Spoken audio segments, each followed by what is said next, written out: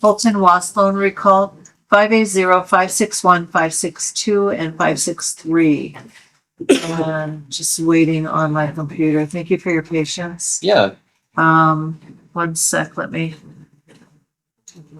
there it is. False statement to a public servant is the charge on 563, and driving suspended third degree is a charge on 562.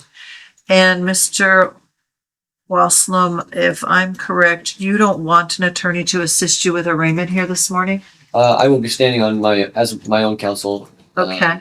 I've appointed myself as my own counsel and I'm ready to proceed with administrative procedural matters. Do you want to hear a formal reading of your rights? Sure. But they would be not all limited to those rights, right? There would be more that are not included, right? With what? The rights you're about to read, it's to my understanding that there's more than just those rights. I was just making it on the record that start with rights, and there's actually a written version if you want to review it. Well, there's the written version, but there are more rights to that. It's not just limited to those rights. Those are your constitutional rights, and it's a summary of your But rights. it's not limited to that. Do you want to review it in writing, or we have it on paper? We have it on the computer. You can review it, I guess. Yeah. Okay, so you want the court to read it out loud? Sure. Rather than review it on Yes, please. writing? Okay, let me get to that document. Buckle up. Guys, today we are going to dive into 2 courtroom sagas filled with drama and unpredictability. The video sets the stage with a sovereign citizen who thinks he can outsmart the justice system, and later, a disturbing Florida case that finally sees justice delivered. The intro wastes no time telling you exactly what's coming while pulling you right into the action. It's a perfect setup for what will be an intense ride. So you have the right to be represented by an attorney of your own choosing at all proceedings. And if it's determined you cannot afford an attorney after screening, you'll be appointed one if you want one. If you don't waive your right to an attorney, even if you don't have one at arraignment, you don't waive your right to a later proceeding having counsel. You're presumed innocent of any charges until it's proven beyond a reasonable doubt.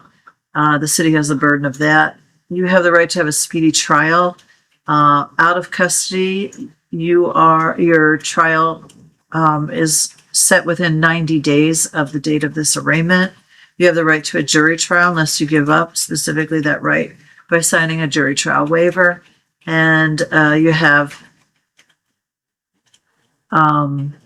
if you do want to waive your right to a jury trial, then it would be set before a judge without a jury. You have the right to see, hear, and question all witnesses who testify against you, and you have the right to call witnesses on your own behalf. If they don't come voluntarily, the court can compel their appearance to testify. You have the right to testify on your own behalf. You also have the right to remain silent, not give testimony, or present any evidence in your defense. Your silence cannot be used against you. And then if you feel you cannot have a fair trial because of bias or prejudice of a particular judge, you have the right to ask for a different judge within 10 days of the actual notice of assignment to that judge. That would be for a trial. You're only entitled to one change of judge. If it does go to trial, you have the right to appeal if there's a finding of guilt following the trial by judge or jury. And to begin the appeal, you must file a written notice of appeal in this court within 30 days of judgment. If you plead guilty, you give up all these rights. You're sentenced based upon the facts contained in the police report, and there's no appeal of that sentence. If you're not a United States citizen, a conviction may impact you in your future, and also you may face immigration consequences, including deportation or exclusion or denial of naturalization. Do you have any questions about these rights? Nope. If you'll go ahead and sign that, we'll make sure you get a copy of it.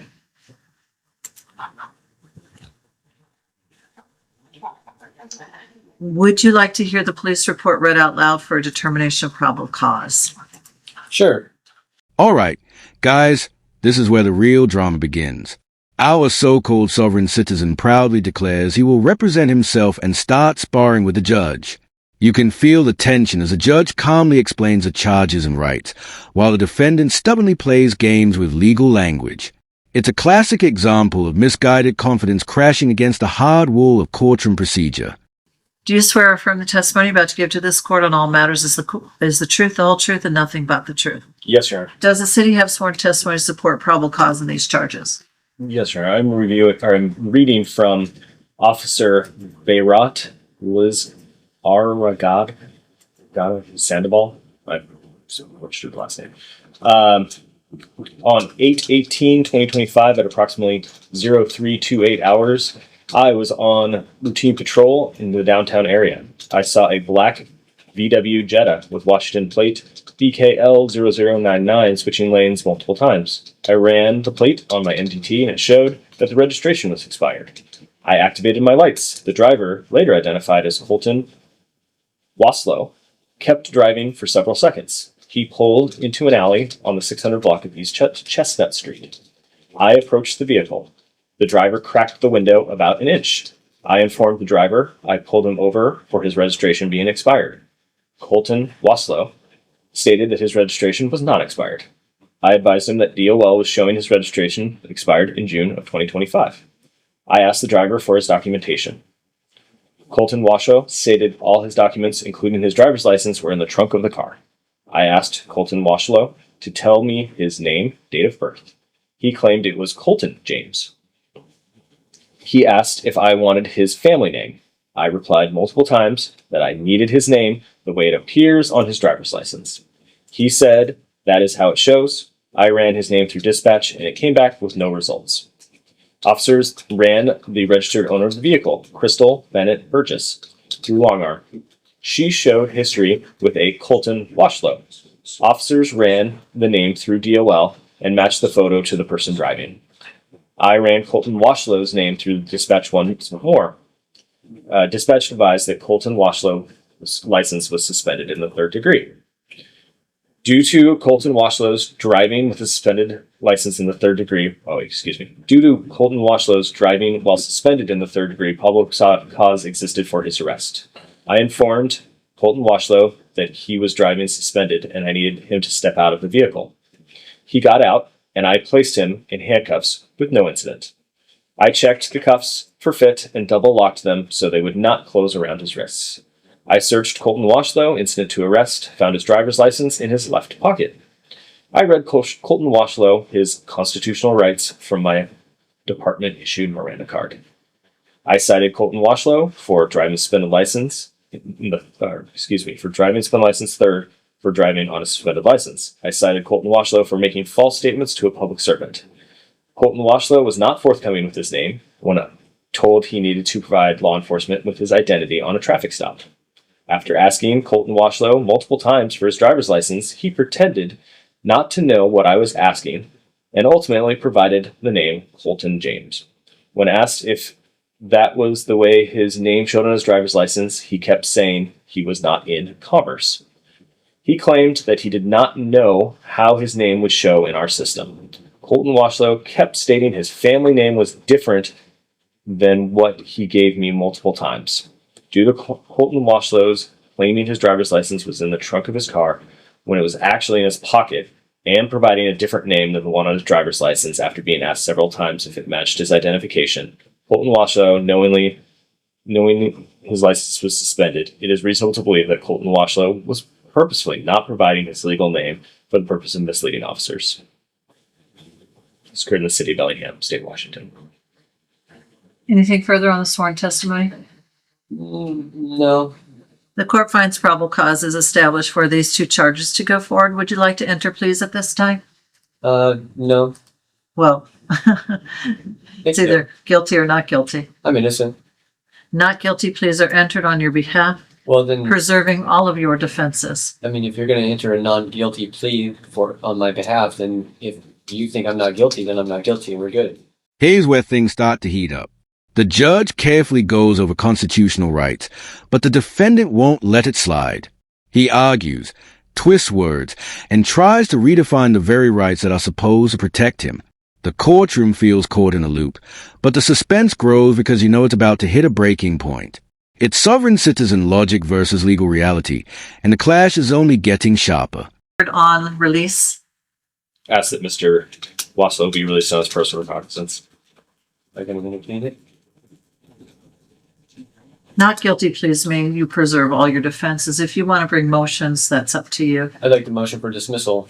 You need to follow all of the criminal rules of law. If you don't want an attorney to assist you with that, then it's on you to Well, research. I didn't give a plea. I'm not going to plea in the court today. I don't want to be any part of this. The court's entered a not guilty plea on your behalf, So then both charges. So then it's over. We're good. We're good. You're released on your personal recognizance. Conditions of release, please conduct yourself lawfully. Don't pick up any new criminal charges while released on these. Do not drive without a valid license, proof of insurance, part of lawful behavior. And your presence is required at your next court hearing, which is a pretrial that's set for October 10 at 1:30. Yeah, I don't understand. If you're able to enter in a plea for me, then I shouldn't have another court date. Yeah, well, that's not how it works. The plea just preserves all your defenses. It's not a finding. And there's no final adjudication of not guilty here. But the rights that I have that you read out.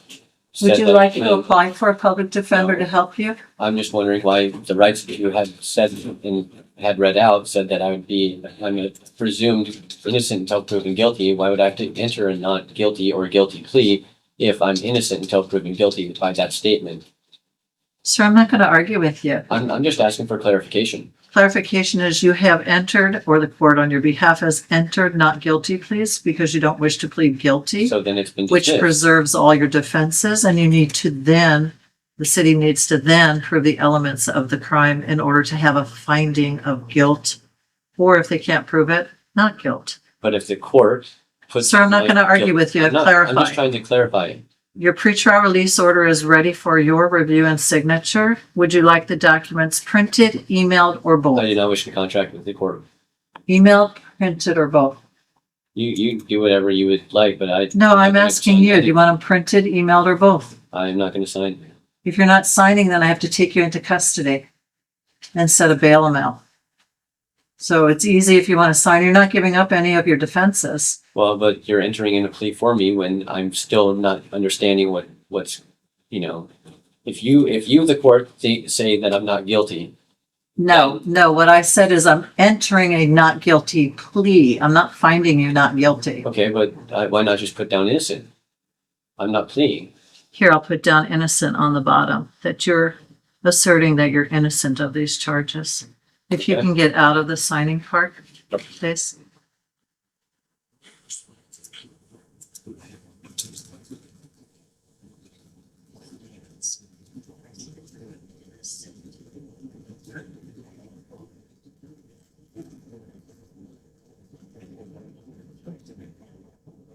Okay. I have put that information in the form for your review. And now it's ready for your signature. And once it's signed, would you like it printed, emailed, please. or both? Yes, please. Yes would be both. Yes. Okay.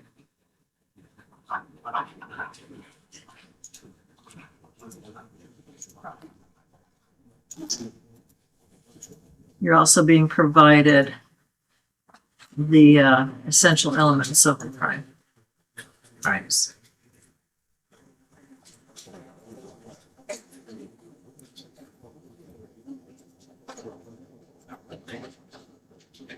So first, Madam Clerk is printing these up. Here's one more.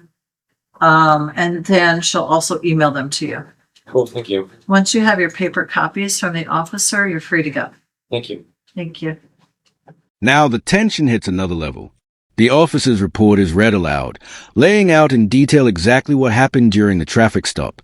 From the fake name to the bizarre excuses, every word paints a picture of a man digging himself deeper. You can almost see the scene unfold in your mind as his lies unravel. It's the kind of testimony that strips away any illusion and locks the courtroom into reality. All right, Mr. Davis, good afternoon, sir. All right. The last time we were here, we went through a few questions. You decided to exercise your right to self-representation. That's still your decision? Yes, sir. Okay, where are we at in your cases? Going to trial. Okay, we already have the matter set for trial, Madam Clerk? Yep.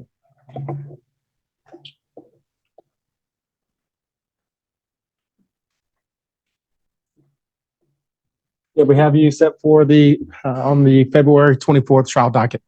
So what we'll do, we'll bring you back for a trial management on February the 6th at 9:30, and that will be the plea and discovery cutoff. Basically, you and Mr. Patterson will have your last, not preliminary, but last plea negotiations, and if the case isn't resolved, we'll select your jury on the 24th, Mr. Davis.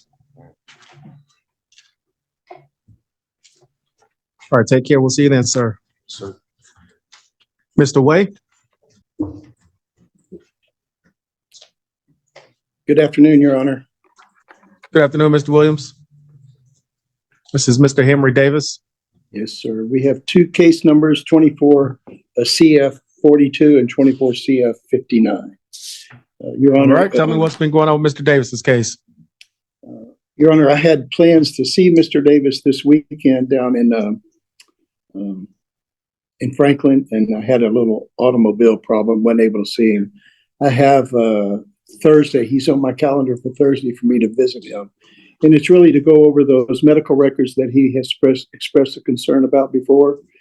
And and I've also initiated with some conversations with Mr. Patterson, and he has a few little details he has to take care of before we can really get involved in any possible negotiations. So if we could have one more pretrial conference. I understand we don't have a trial date, or you don't have a trial date until May, I believe. So if we could come back sometime before that, so we can let you know if we're going to be able to resolve it or continue and go to trial. All right, let's go ahead and place Mr. Davis on the May trial date. He's been in custody for a very long time. That will be May 19th, but let's come back April 1st at 1:30 to see where we are after your meeting. And I believe you said on Thursday, 2 days from now? That's correct, Your Honor. All right, perfect. So I know you have a meeting on Thursday. We'll see you April 1st at 1:30. Very well. And I assume Mr. Davis is still going to be in Franklin County Jail there. So that's where I'm planning on meeting him. I'm being told, yes, Mr. Davis will be in Franklin County. I thought so. Okay, thank you, Your Honor. And that's the only matter I have before you, if I could be excused. You may be excused. Thank you, Mr. Williams. Thank you, sir. Mr. Williams? How you doing, sir? Got Henry Davis, Your Honor, two case numbers, 24 CF 42 and 24 CF 59. All right, Mr. Davis, how you doing, sir? Your Honor, we're presently set for trial on May the 19th. I've had a chance to meet with my client, the investigator has as well, and has some discussions with Mr. Patterson. So I still hold out hope that we come to a resolution. Absolutely. So, and I'm not sure about the status of the 5/19 date. I'm sure you're aware of that. So I think best we just leave it there right now. Absolutely. If something develops, we come up with a resolution. We know how to get on your docket. Yes, sir. Otherwise, Let's come back May 8th May the- for trial management. And that way we can talk about if there's any last minute plea negotiations or plea offers, any motions in limine or anything we need to discuss. And of course, you can appear by Zoom, Mr. Williams. So that'd be May 8th at 9:30. And Your Honor, I know Mr. Williams is aware of this, but just so everybody's on the same page, we will be proceeding on 2442 CF first. That's okay. Okay. good to clarify that, but that's what I figured. Yeah. All right. Thank you, Mr. Williams. Thank you. Thank you, Mr. Davis. This part is pure courtroom gold. Asked for a plea. The defendant insists he is not guilty but also refuses to cooperate. He claims is innocent and refuses to play by the rules. The judge, patient yet firm, enters a plea on his behalf. What makes it suspenseful is the back and forth. Every answer from the defendant feels like he's trying to rewrite how the system works. But the courtroom keeps pulling him back to the law. Mr. Davis, we're going to take a break unless we're ready. Okay. Thank you, Your Honor. Good morning. Good morning, sir. How are you? I'm fine. Better than I appear. I'm not going to ask what happened. It was planned, so it wasn't an accident. Okay.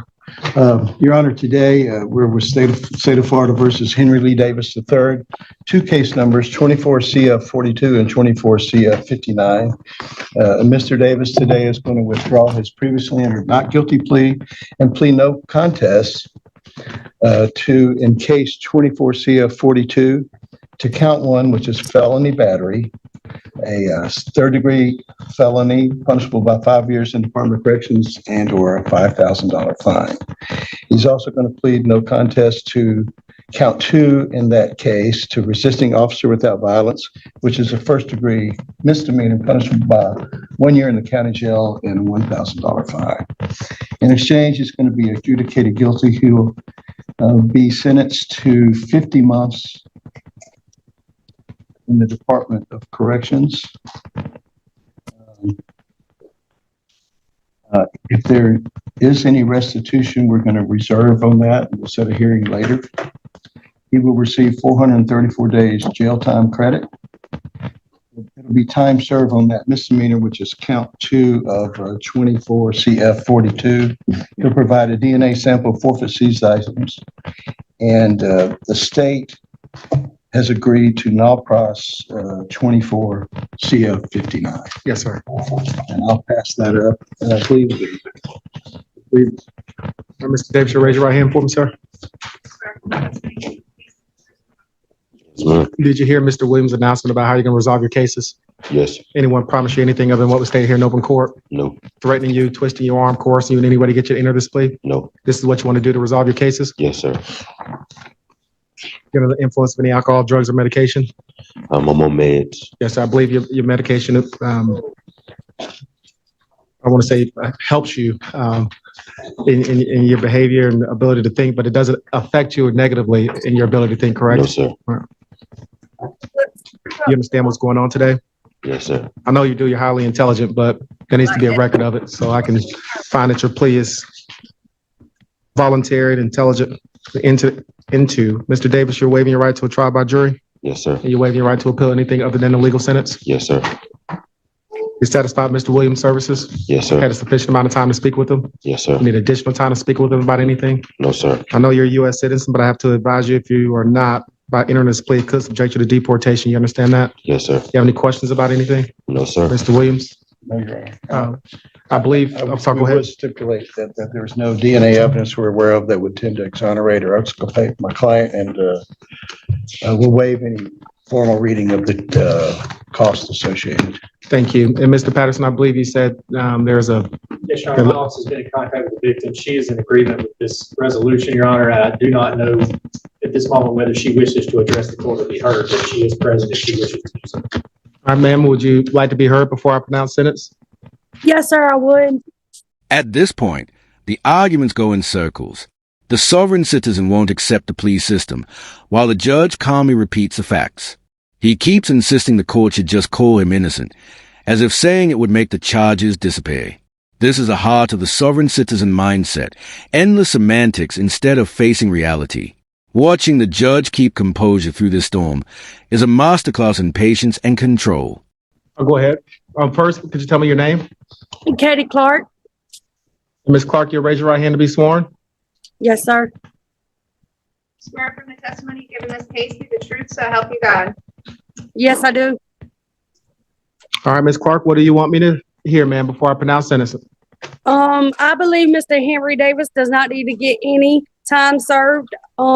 Me and my kids are still terrified of him. My kids still have nightmare because he threatened to kill my kids. I'm scared when he does this sentence, he's going to get out and finish what he started. I'm scared, like I'm shaking now. I do not want him any time served at all. I'm petrified of this man. I still have nightmares from how this man treated me. And how he used to stomp and beat me for no reason. I don't know what you got your head down for. You had it up. Have it up now. Ma'am, you have to just, Mr. Davis, don't I'm go there. sorry. Ma'am, it's fine. Just address your comments to the court, not Mr. Davis. I'm sorry. I've been quiet for so long. I don't know what to do. Please just do not give him time, sir. Please. I'm scared of him. And I understand he's going away, but still that time served is going to lower it. Yes, ma'am. Anything else? No, sir. That's it. Here we reach the climax. The defendant refuses to sign his release paperwork, saying he doesn't want to contract with the court. The judge warns him custody is the alternative, and the pressure finally forces his hand. It's the moment where his stubborn act collides with the weight of real consequences. Suspenseful and a little absurd. This is the classic sovereign citizen endgame. Defiance until the system demands a final choice. All right, anything else, Mr. Williams? No, Your Honor. Mr. Patterson? No, Your Honor. Anything you want me to consider, Mr. Davis? Do we want to be heard on anything? No, sir. Okay. Well, I'm going to accept the plea. I'm going to find that it's known, intelligent, and voluntarily entered into. In case number 24 CF42, you'll be adjudicated guilty of felony battery, and that's priors, correct? Yes, Your Honor. Okay, I know that His charge is bodily harm. bodily harm. Okay, It's a level 6. perfect. All right, and resisting officer without violence, a misdemeanor, you'll be sentenced to 364 days on count 2. The resisting officer without violence and given credit for 364 days on count 2. On count 1, the felony battery, you'll be sentenced to 50 months in the Florida Department of Corrections. You've been in jail for 434 days. You're entitled to that jail credit, and you'll be given credit for 434 days. You must provide a DNA sample, forfeit seized items, and there will be I'm going to add a no contact. There'll be no contact with the victim or the victim's family. You have any questions, Mr. No, Davis? sir. And the state agreed to dismiss or no pros case 24 CF59? Yes, Your Honor, this time the state would announce a null pros in that case. Perfect. All right, Mr. Davis, best of luck to you. You've done at least in court, done a complete 180. Stay on yes. That was the cost. And you have court costs and fines. Do I have that sheet? $1,357, and Mr. Williams has waived my reading discretionary costs and fines, and that would be reduced to a civil judgment. Mr. Davis, best of luck to you. You got 30 days to appeal the judgment and sentence, and if you can't afford an attorney, we'll provide one for you. Yes, sir. One other thing I forgot to mention, Your Honor, he would appreciate a recommendation from you to go to a DOC facility somewhere near Tallahassee, which is sort of centrally located for his family. What's the app? Is the app? Guess it's for ladies. Is it Appalachia? Appalachia is in Sneeds, yes, Your Honor. Is there any other near Tallahassee? I think he can. Jefferson. Okay, and I'll recommend Appalachia or Jefferson CI or any facility near Tallahassee. That's right. Thank you, sir. All right, thank you, Mr. Davis. Best of luck to you, sir. Thank you, That's Mr. all we Williams. have. Thank you very much. Thank you. That concludes my business. as well. Absolutely. Thank you, sir, for your work. I don't need to sign it. No, sir, just step to your left and you're good to go, Mr. Davis.